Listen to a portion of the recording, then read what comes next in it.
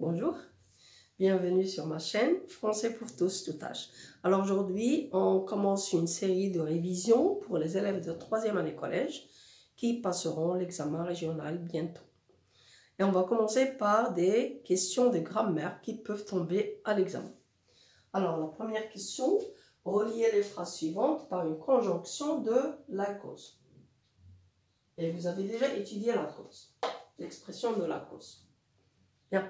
Alors, l'expression de la cause, je rappelle, c'est là où je peux poser la question « pourquoi ?» dans ma phrase et la réponse, c'est la cause. Alors, on va d'abord voir dans quelle phrase je peux poser la question. On a deux phrases. L'automobiliste a eu un accident. Première phrase. Il n'a pas respecté le feu rouge. Deuxième phrase. Quel est le verbe après lequel je vais poser la question « pourquoi ?» Oui, bien, c'est avoir un accident. Donc, je vais dire, l'automobiliste a eu un accident, pourquoi? Pourquoi l'automobiliste a eu un accident? La réponse, c'est là où je vais mettre l'expression de la cause. Donc, la réponse, c'est la deuxième phrase. Alors, supposons, on m'a dit conjonction là. Donc, je peux mettre ou bien parce que, ou bien comme, ou bien puisque. Si je mets parce que, je peux le mettre au milieu de la phrase. Et on a donc la phrase. L'automobiliste a eu un accident. Je mets l'expression parce que. Et là, avec il, ça devient parce qu'il. Et je termine ma phrase. Supposons maintenant que je veux commencer ma phrase avec, que je veux refaire ma phrase avec comme ou bien puisque. Eh bien, ces deux expressions, il faut les mettre au début de la phrase. Donc, je suis obligée de déplacer la deuxième phrase qui va devenir au milieu. Et je vais commencer par comme l'automobiliste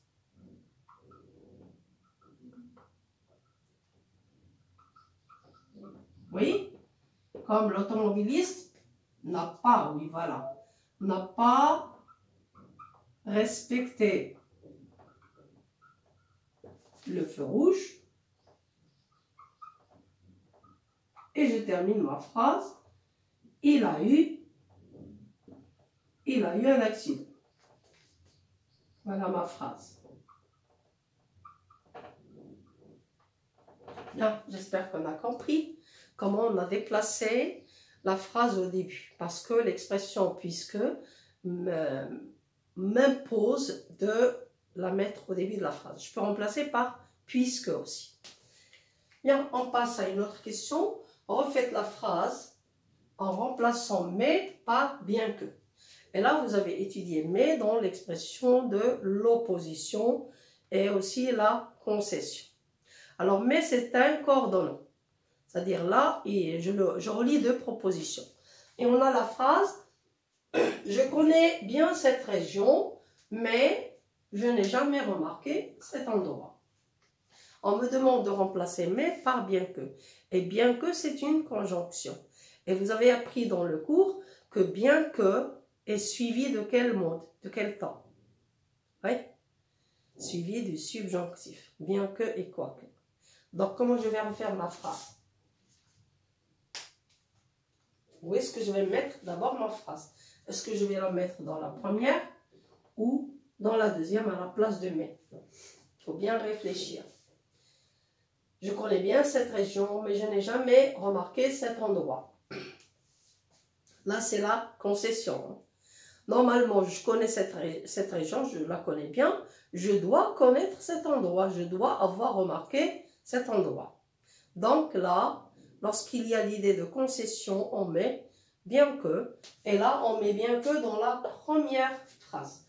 Donc, je vais dire bien que. Et je mets le subjonctif que je connaisse. Bien sûr. Que je connaisse bien cette région. Et on termine. Je n'ai jamais remarqué cet endroit. Vous voyez, là on m'a imposé, on m'a dit bien que. Donc je dois faire attention. Donc en révisant vos leçons, vous devriez apprendre aussi les mots et les temps qu'on emploie avec les expressions.